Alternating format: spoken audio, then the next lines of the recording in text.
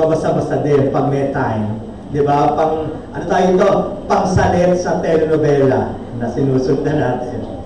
Amen. So Psalm chapter 12, allow me to read first, verse 8. The wicked walk on every side when the vilest men are exalted. Psalm chapter 12 is a generational psalm.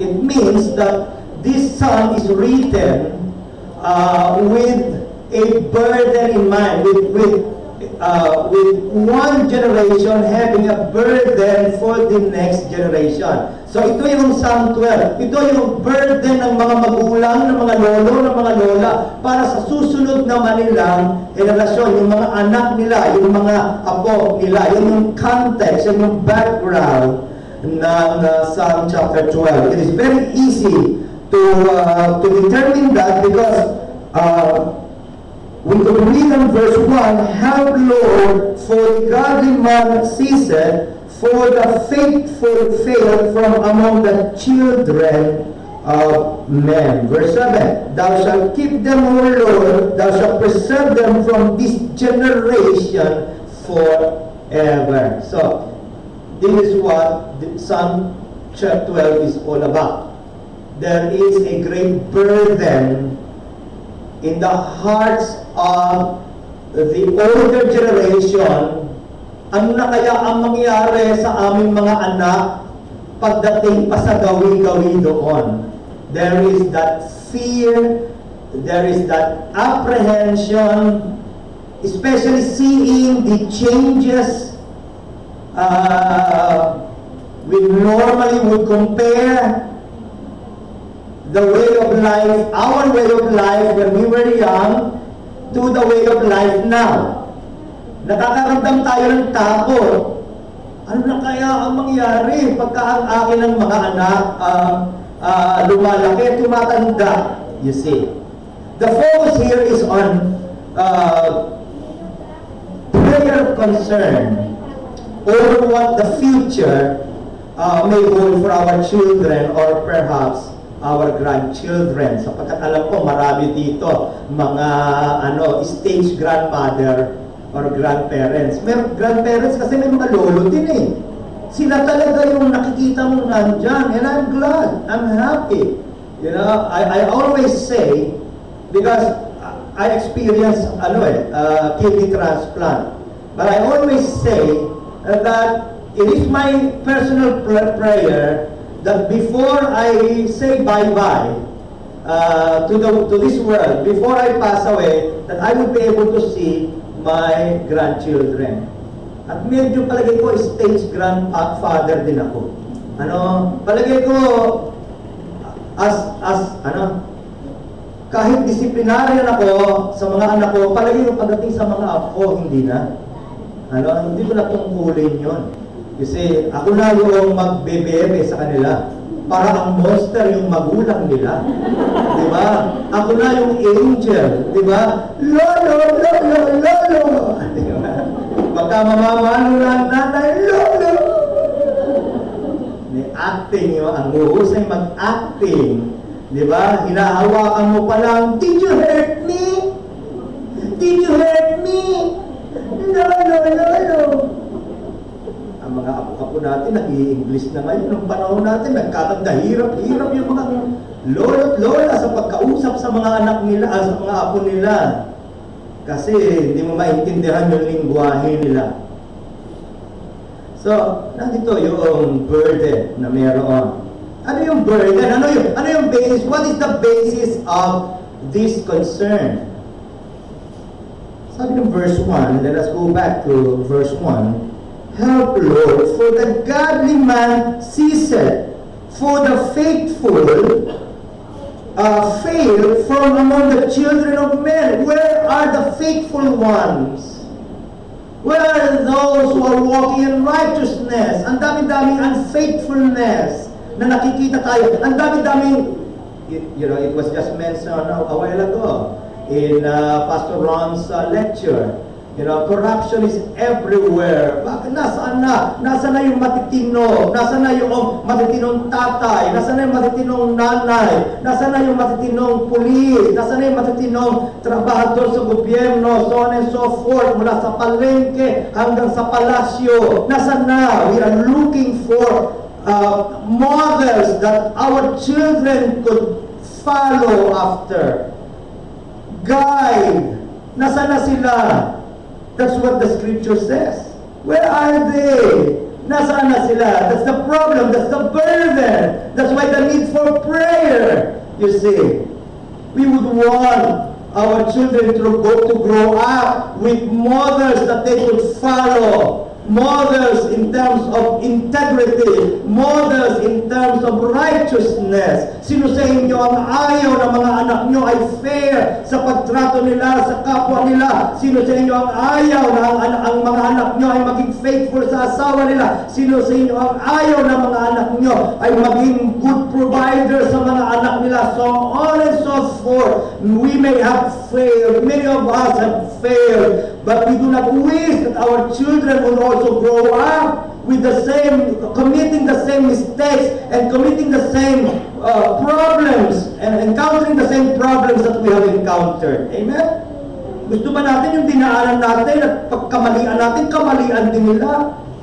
Ang dami nating naranasan at nasalubong na sakit, hirap because of wrong decisions, so on and so forth, because of unwise decisions, because of many follies that we have committed. Ayaw natin na mga anak natin ay kayo. Gusto natin, we know that they could not live perfectly, but we would want them to be more conscientious of what is right and what is pleasing to God. So this is the problem here. We want our children to be surrounded by people who could model godly examples. David is saying here that it is increasingly difficult to find people like that. Kahit saan ka tumingin, kahit saan ka pumaling, napaka-exposed ng aming anak, hindi na pwede itatago sa kanya yung mga hindi natin alam when we were younger. Sobrang active na mga anak natin in social media, for example. There's no way for us, very difficult for us to filter everything that they watch and everything that they listen to. Now, how could we counterbalance that? That's a problem that we are now facing. Let me show you from this passage one example of this problem. Let us read verse 8. The wicked walk on every side when the vilest men are exalted. Have you noticed that? The wicked walk on every side when the vilest men are exalted. When people when things and actions that are supposed to be condemned are no longer condemned, when it is becoming more difficult for us to determine what is right and what is wrong, then we have a problem. When people will praise what is shameful, when people will honor what is shameful, we have a problem. You see? And so, ganun po ang nangyayari. Does this reflect our present situation? Of course. Ito mismo yung nangyayari sa atin. Halos hindi mo mamimiss. Pagbukas mo ng television, oh my, bakit ganun? Baligtad na ngayon. Pagka pinili mo yung tamang gagawin, ikaw ang katawa-tawa. Parang loko-loko ka ba? Ba't mo ginagawa yan? Alam mo, medyo nasa losing end ka when you do that. Hindi na ngayon tinatawag na tama ang tama at hindi na tinatawag na mali ang mali. So yun yung atmosphere of that day of David's day, King David's day, and that's precisely the atmosphere and the culture that we now have. Kasama yata tayo sa problema rin dyan eh. You see, sabihin natin sa anak natin, huwag mong panoorin yung bawal yan! Tulad! Ha? Wala na siya. Gusto mo na yung TV. Kasama tayo sa problema. You will notice that this song is exhibiting significant change where violence is exalted. Dati hindi ganon, ngayon ganon na.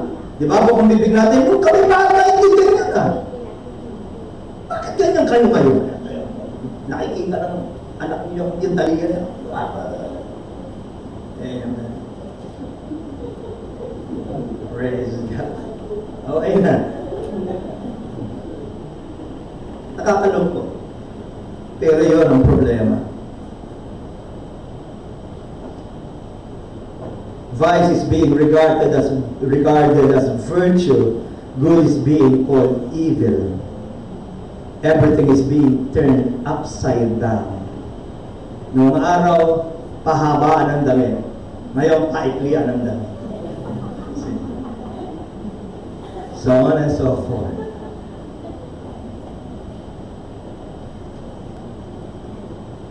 The question now is, what hope is there for our children growing in such a world? Anong pag-asa meron sila? Ano na kaya ang susunod? Pagkaraan natin, ang dami-dami nating takot. Hindi ba? Ang dami-dami nating pag-aalala. Well, tingnan natin kung saan ang gagaling ito. Let us continue on reading. But before that, go with me to 2 Corinthians chapter 4 and the verses 4. Mark your place there and go with me for a while to 2 Corinthians chapter 4 and the verses 4.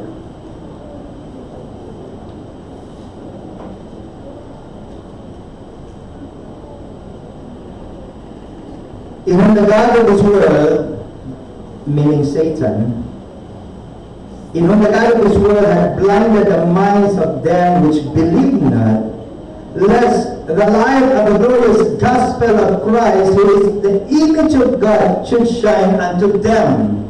And so Satan is extending his influence to the minds of every individual being, and that does not exempt our children.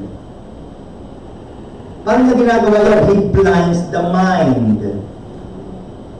For what purpose? So that we would not be able to see the glory of the Lord Jesus Christ.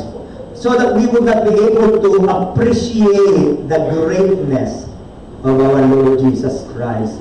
People would live for just about anything. Kaya ako nabubuhay para yumaman. Kaya ako nabubuhay para marating ko ang tugatog ng tagumpay. Kaya ako nabubuhay para sa iyo. Yun yung more romantic one. Kaya ako nabubuhay para sa iyo. You complete me. Yung ganang dialogue. So on and so forth. Not that it is wrong to make the things that I have mentioned our goals. It is not evil to desire to grow as a person, to desire to improve as a person. It is not wrong. But for you to make this as the sole purpose of your existence, then it is very, very wrong. Because we were created by God. We were created for God. Pero unti-unti nawawala na yan, hindi na yan naiintindihan ng tao because Satan is blinding our minds. And how does he blind our mind?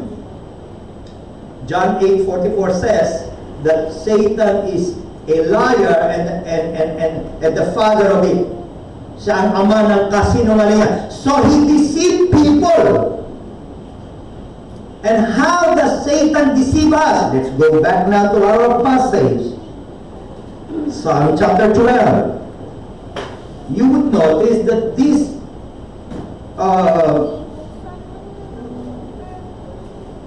very vividly demonstrates and describes our present situation now. Go back to Psalm chapter 12.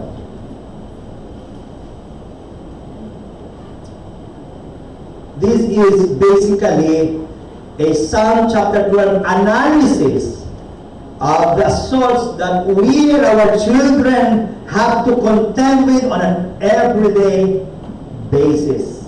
Ito yung hinaharap ng mga anak natin. Paglabas pa lang ng anak, actually hindi na kailangan lumabas. Sa loob pa lang, pagka nakita mo yung anak mo yung nagpipindot doon, hindi mo na alam kung anong assault sa soul niya, sa heart niya, sa murang gulang niya, ang pumapasok sa kanya, anong mga influences. Akala nyo, ay naman ang anak ko, napakatahimik, kabahan ka, every time. Di ba yung mga anak natin, nung maliit pa lang, hindi pa sanay magsalita, pagkatahimik ka nung ginagawa, nasa sulong ka nung ginagawa, gumagawa ng baho.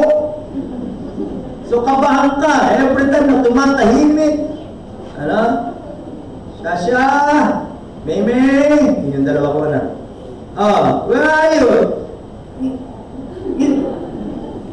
May ginagawa. Hindi mo nagbago yun. Hanggang ngayon, ganun pa rin. That's why every now and then you will have to check on them. See, hindi naman yung invading their privacy. I hope, lalo na mga mothers, please lang, kahit gaano ka nagdududa kung ano ang laman ng cellphone ng anak mo, hindi tama na silipin mo yan kung wala sila. Magpapaalam ka. Pwede bang makita? Sandali mo. Okay na po, na-delete na.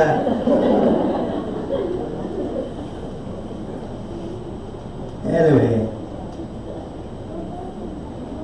So ano, let's go back to verse 2. Let us go to verse 2 na pala tayo. No? Sabi, they speak vanity, everyone with his neighbor. Yung unang assault. Vanity. I am answering the question, how does Satan blind our minds, especially the minds of our children? The answer is deception, di ba? Through lies. Ano yung mga example of deceptions? Ang una, speaking vanity. Another word for vanity is emptiness. At yan yung problem natin. Sobrang empty na ang mga pinag-uusapan. We have already settled, for example, with sound bites and memes. I was corrected by one of my daughters. You know, I was telling her, you know, this would be a very good meme to post on Facebook. That, it's not meme, it's memes. The sound bites. Nasisettle na tayo doon. Okay ng usapan yun. Ayaw natin ng mabibigat na usapan. Ayaw natin mag-research. We do not want to dig deeper. Ganun na yung ating culture now. You see, we would rather talk about the Cavs and the Warriors. Amen, basketball coach? Yun your news feed and my news feed is bombarded with comments after comments of what's happening now. It's 2-0, it's 2-1, 2-2, so on and so forth. Not that it is wrong per se, pero answer the question, how do you think, how important do you think this issue, this talk about the NBA championship 10 years from now? Ano ang silbi nun sa buhay natin? Pero mas gusto nating pag-usapan yun. Mas gusto nating pag-usapan yung darating. Hindi ako excited masyado. Though I follow up. Though I follow the championship, NBA championship, mas excited ako kay Baron Geisler. And kay Mr. Gato. Yes. But then again, mas masarap pag-usapan, mas masarap sundan. But then, the question is, anong relevance niyan sa dako-dako pa daw ng buhay natin. Pero yun yung nagpapasaya sa atin, yun yung masarap pag-usapan. That's the problem. There are good things that social media brought to us, but there are a lot of also bad things. For example, ATM, going to the CR. ATM, I've already finished. ATM, going to dress up. ATM, OTT, so on and so forth. You are giving ang tawag dito, blow-by-blow account of everything that is happening to you. You see, Twitter, Facebook, so on and so forth. Ganda ba ng damit ka? Mamaya-maya, ganda ba ng sombrero ko? Now then, but again, it is very difficult for us to judge the heart of every person. Especially when what you have in mind are your friends. Pagkakaibigan mo, di ba gano'n naman talaga, mga mothers, di ba? Ay, okay yung buho ko. Di ba gano'n? Yun eh. Ang problema natin ay doon ka na nabubuhay. Hindi ka pa nakapagtanggal ng muta mo. Madilim-dilim pa. ATM, kainin ka. Now we have a problem.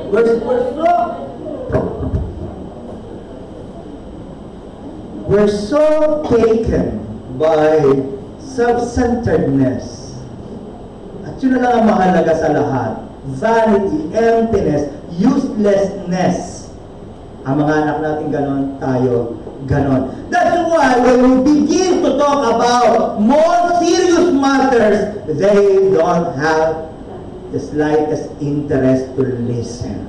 When you ask them, would you want to know more about God? For example, ayoko niya. Mabigat yan. Ayoko maintindihan niya. That's why many have already reached the adult age and still do not have an answer to the most serious questions than who is going to win in the NBA championship. And what are those questions? Where did I come from? Why am I here? Why do I exist? May sagot ka na ba sa tanong na yan?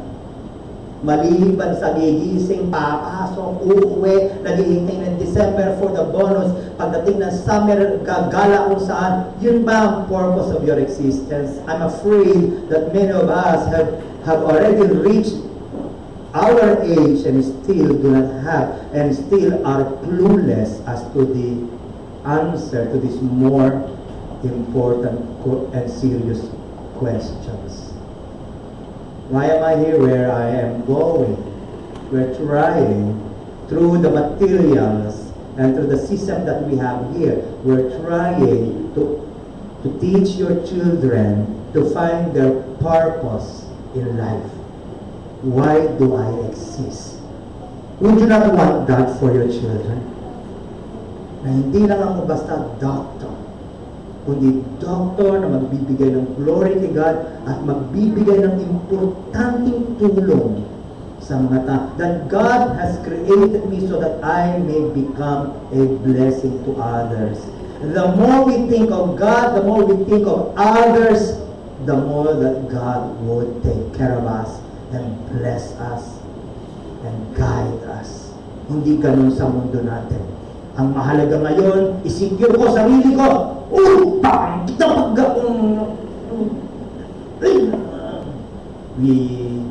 We fortify ourselves and we defend ourselves. We are very quick to defend our honor, so on and so forth. Hindi ko lang gustuhan yung sinasabi mo, galit ako sa'yo.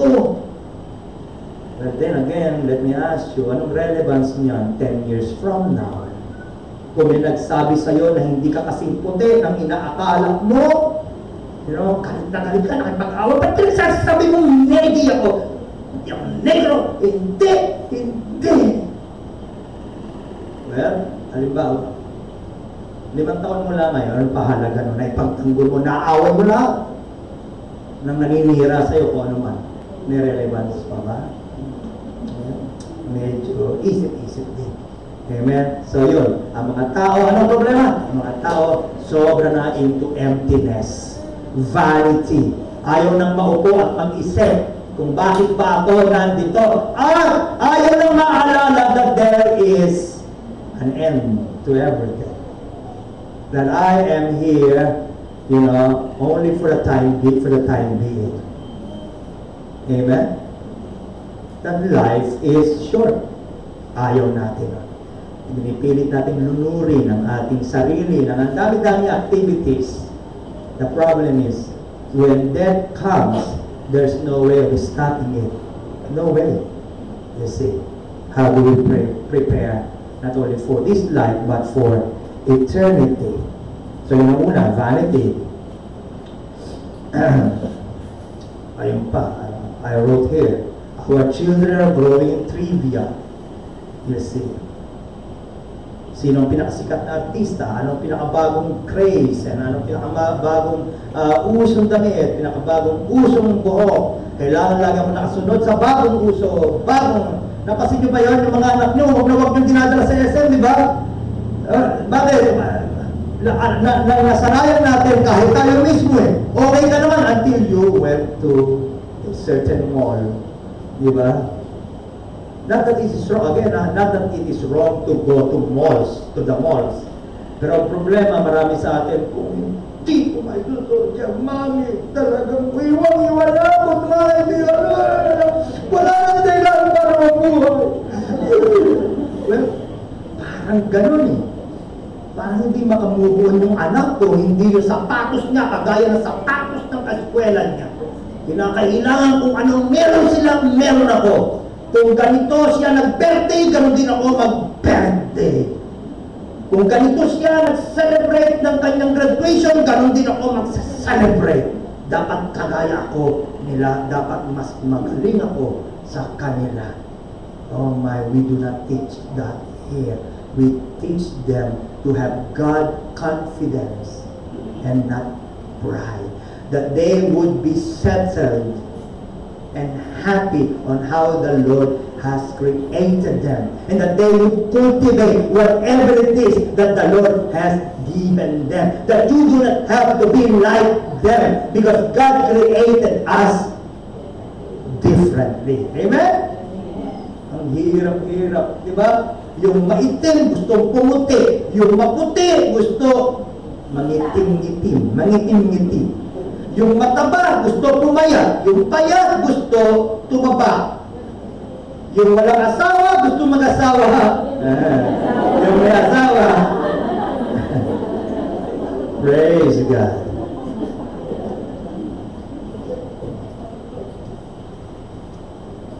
The problem is, again, people would rather talk about the latest chismes, but the same people are not ready to answer questions that are more relevant, questions with eternal values. Many are being washed to the sea of trivia for the rest of their life. Yun na lang ang mahalaga. Anong pinaka-usong ganito, pinaka-usong ganyan. Kahit sa eskwela, gano'n eh, di ba? Kinakailangan yung pinakasikat na eskwelahan, pinakamalaking eskwelahan, sabi ko nga, kung yung, for example, yung mga Lopezes, nag-isip ng gano'n, now that they have a doctor and now that they have, all of their children went to this school and all of them did very well in college. Eh kung sila nagsagali sa malalaking school yung mga anak nila, pero dito nila nilipat, baliktad eh. From big schools nilipat dito. Bakit? Ang inisip nila, foundation.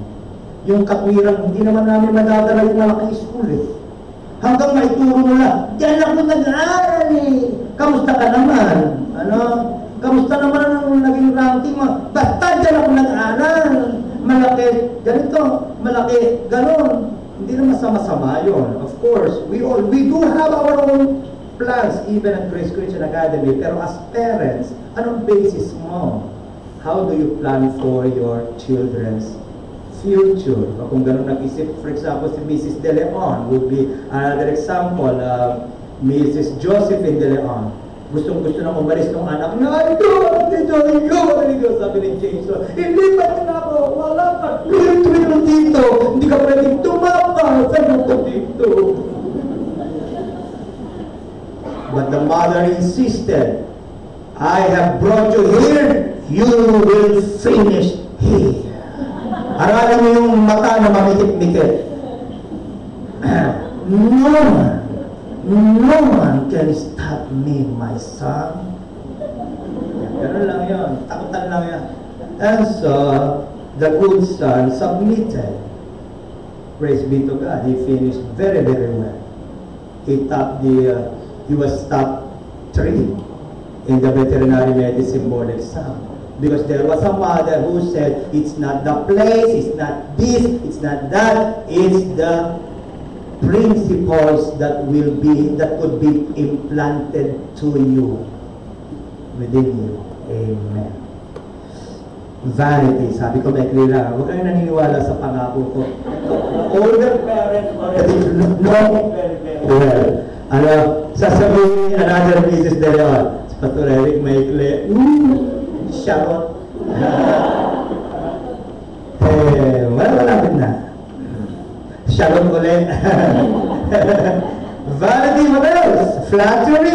Let's continue. Verse 2. They speak vanity, everyone with his neighbor, and with flattering lips, with a double heart do they speak. Verse 3. The Lord shall cut out all flattering lips. Flattery is another deception. Vanity is a deception. Flattery is a deception. What is flattery? What is a flattery? Flattery is saying only what other people want to hear and hearing only what you want other people to say in your flattery. And we have many of that. Di ba?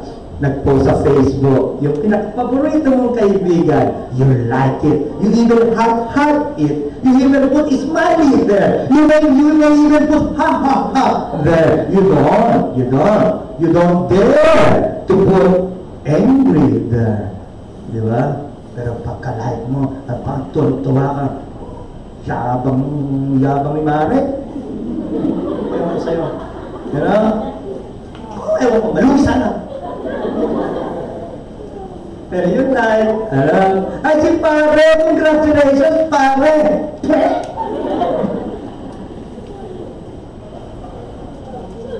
Pagka tayo lang, batian, purihan, flattery. Sinasabi mo yung gusto nilang marinig. Hindi na honest. Tayo. You see, gusto mo rin marinig, pinakikinggan mo lang yung gusto mo. Marinig, you are not ready for any rebuke. You are not ready for any correction. You are not ready to hear what is right and what is truthful. Well, we are trying to teach our children to be ready to hear what is right, be ready to be corrected, be ready to be guided. It is not wrong to admit that you have made a mistake. It is not wrong to rectify those mistakes, so on and so forth. Amen? Pero hindi na gano'n sa mundo natin. Sobrang daki ng flattery. Flattery becomes the spoken language, the lingua franca of the day. Lahat tayo purihan, lahat tayo bulahan. Di ba? Tapos niyo sa naku naman, na malaki ilong ko, pero kahit kailan di pwede maging matangos yan. Di ba? Hindi na kami ito yung kapatid ko medyo nagpapatawa sa akin. Si Kuya. Pero pagkabuwag niya, tumatamas papayag na kaya ako. Yun pala secret. At ayaw pa rin marinig yung correction. That's why many do not want to go to church. You know, masisermon na naman. Diba? Pero how can we learn if we're not ready to be taught? And how can we know the Lord? The gospel is first of all to convict us of what is wrong and what is unrighteous before it could lead us to the truth and to salvation. You see, flattery, blasphemy. Yun ang sabi ng verse 4. Let's continue. Psalm chapter 12 in the verses 4. Who hath said, with our tongue will we prevail, our lips are our own, who is Lord over all. People no longer would want to acknowledge the Lord's proper place in their lives. Ayaw na natin. I am the captain of my own ship. I am the captain of my own soul. I am the captain, I'm the master of my fate, of my own life. Nobody could dictate to me what I would want to do, what I should do with it. Sobrang mayabang na ang tao. Hindi na siya ready mapailalim sa Panginoon. Napansin niyo ba? Ayaw, kung sinong Lord, Lord. Ang Lord, Lord. Walang Lord, Lord. Ako lang. See, we're trying to teach your children. You see, you must recognize where your life came from. You must recognize where the sustenance that you need in order for you to continue on living is coming from. It is coming from the Supreme Lord over all. Ang Diyos. May Diyos. Tama si Pastor Ron. Ang daming successful sa mundo, pero ang problema, they no longer recognize God. At napaka-delikado when you no longer have a God that you worship, that you recognize, that you acknowledge. This is my life. I'm going to decide what I am going to do with it. But then let me remind, Lord is Lord over all. Finally, anong pag-asa meron tayo? O ito na lang ang bumubomba sa mga anak natin day in and day out. Magbukas ka ng radyo, magbukas ka ng television, magbukas ka ng internet. Ito yung nagaharing pananaw. Anong hope ang meron tayo? Well, first of all, let us hope that our God listens. Sabi ng verse 5, for the oppression of the poor, for the sighing of the needy, now will I arise, saith the Lord, I will set him in safety from him that puffeth at him. Hindi natutulog ang Diyos.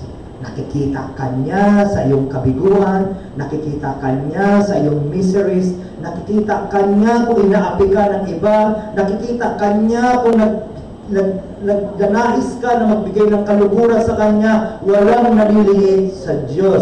God could see everything. At alam niyang magbigay ng pabor to those who are humble. What an encouragement. Let us teach our children. You don't have to fight, your battle, because it is no longer yours. The battle is the Lord's. May Diyos na siyang magtutatanggol sa iyo, magpoprotekta sa iyo, magsusustena sa iyo, magpapala sa iyo. It is not by might nor by power, but by God's Spirit. Sa kaduluduluhan, mga kapatid, huwag natin sukatin the way the world measures success. Huwag nawa. Huwag nawa. Hindi nyo alam ang nasa likod ng maraming mga presyong successes.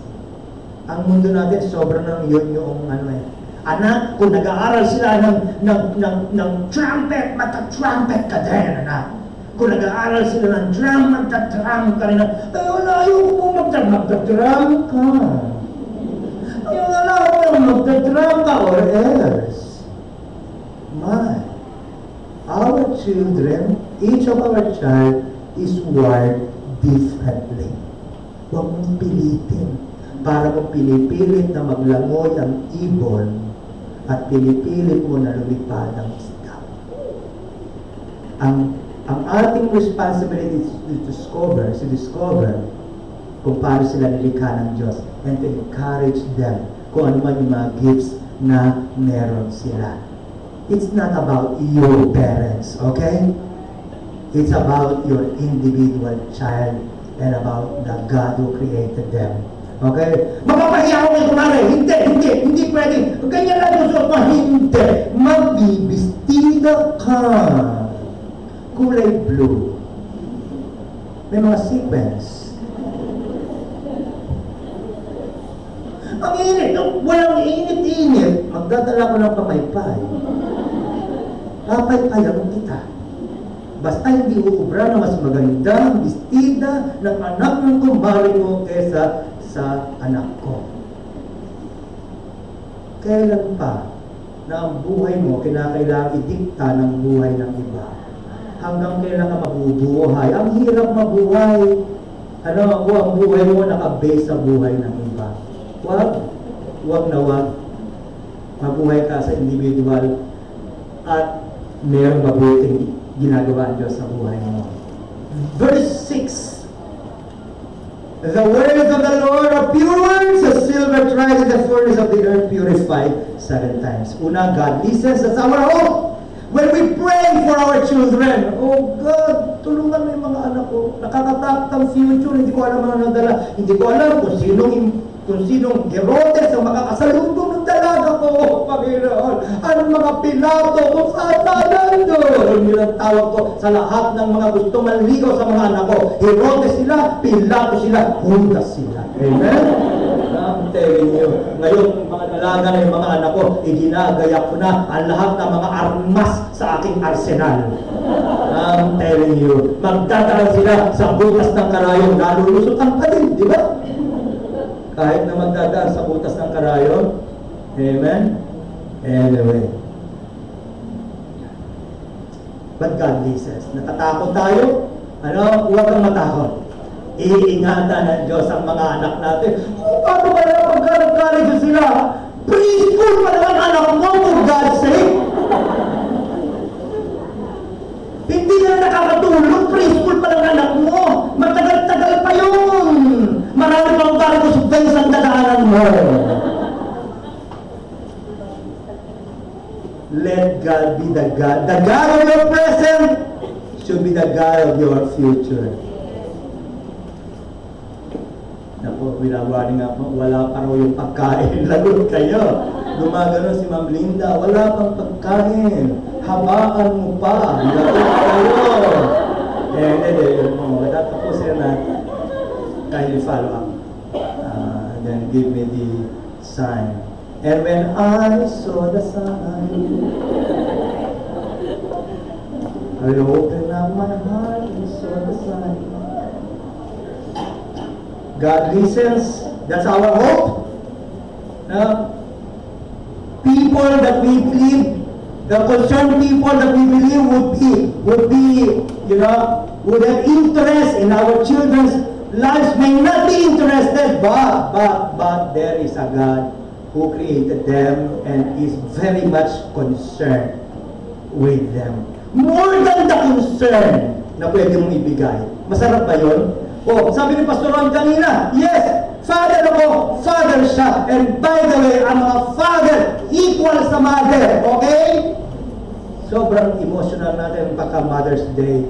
May mapag-cry pa tayo. Sana hindi magmaliw. Pagkatatay.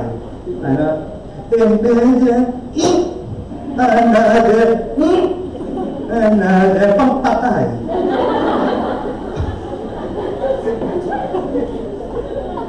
Ang lambing-lambing pagka-nanay. Ang lambing-lambing pagka-nanay. Sana hindi magmaliw. Pagka-tatay. Amen. Okay na po. Praise God. God listens. So, walang takot. Nakikinig ang Panginoon. God speaks. How? Through His pure word, as silver tried in the furnace of the earth, purified 7 times. Pwede ba sinungaling lahat ng tao? Pwede hindi maging tama. Hindi, baka kami umimin na nanay dyan. Opo, ganyan sa ako. Diba kung mga pangako, naliligaw pa lang ang mga nanay, diba, no? Talaga naman, akala mo, ikaw na talaga ang pinakamahalaga sa lahat, di ba? Iiwanan ko lahat, kakalimutan ko lahat, ikaw lang, kaisa-isahan. Pagka mga ganyan kabahan ka na, kaisa-isahan.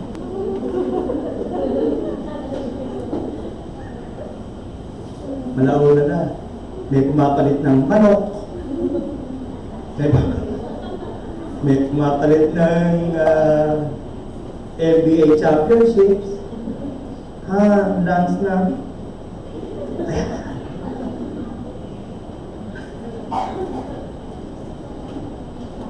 But our God speaks. And when He speaks, it's the truth. Walang harong panloloko. Amen. At yan ang foundation ng pag-aaral ng mga anak nyo dito. Mabubuhay sila na ang prinsipyo kanilang lalakaran ay ang salita ng hindi nagsisinungaling na Diyos. And finally, verse 7, He preserves. God saves. He preserves. Hindi natin alam ang dala ng bukas, pero ang Diyos ang may hawak ng bukas. The greatest fear that I have as a father, as a provider, as a protector to my family is that I will go first. Muntik-muntik ka na yan nung nasira ang bato ko. Yun ang pinakamalaki kong takot. Who would provide for my family? Who would provide for my children? Who would take care of my wife? So on and so forth. But now that we know that there is a Father in heaven who is able, a God who cares, a God who preserves, well then I don't have to worry. All I have to worry about is for my knowledge of God to be transferred to my children. And that's all that matters. Let's all stand up and we shall go to the Lord in prayer. Heavenly Father, we thank Thee for this wonderful first parent orientation, first meeting with the parents. It is our prayer, dear God, that we were able to help clarify to the parents